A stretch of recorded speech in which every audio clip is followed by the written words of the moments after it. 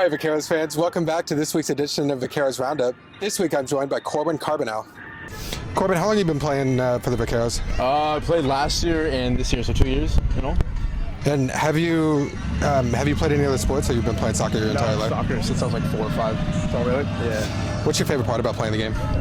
Just the fact that when you play, man, all your other problems outside of soccer is just gone. You just think about what's going on and winning, of course. So. Now, have you always been a midfielder, or you? Usually I've been forward. I usually play up top because I can make the runs and stuff. So I'm making adjustments. I can play anywhere really besides defense. So. Which one do you like better? It's hard to say. I like them equally, but I'd probably say right mid more space.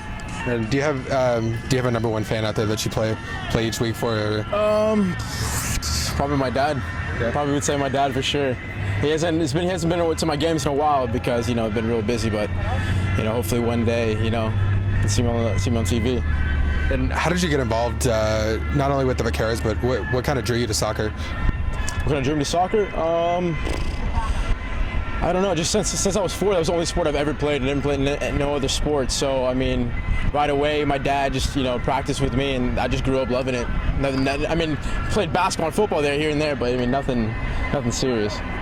Now, is there someone in the MLS that you kind of model your game after? Or? I really enjoy watching Castillo play for FC Dallas. Yeah. Very agile player.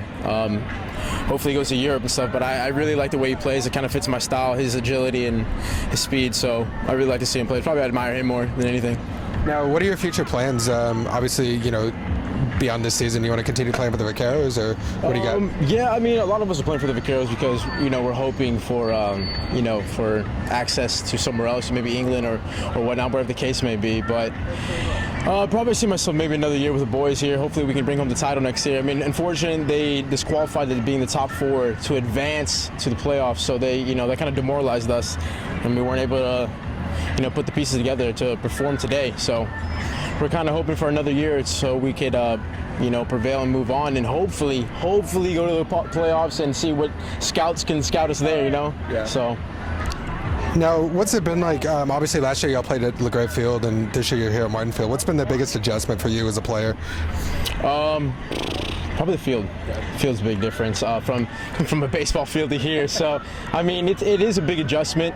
But the more we played, the more goals we scored. This is the first time in a while we haven't scored at all on our home field. Usually we've been averaging about 2 to 3 games. So it's unfortunate today that we didn't get that. Now, tell the fans something we may not know about you. I'm Cuban, so I got a little suave to me. So that's probably what I would have to throw out there for everybody, because everybody thinks I'm white. So now when you're not in soccer season, what do you like to do in your spare time? Just work on myself, man. Just work on myself in any aspect of that criteria, meaning working out, speed, endurance, helping out the family, of course.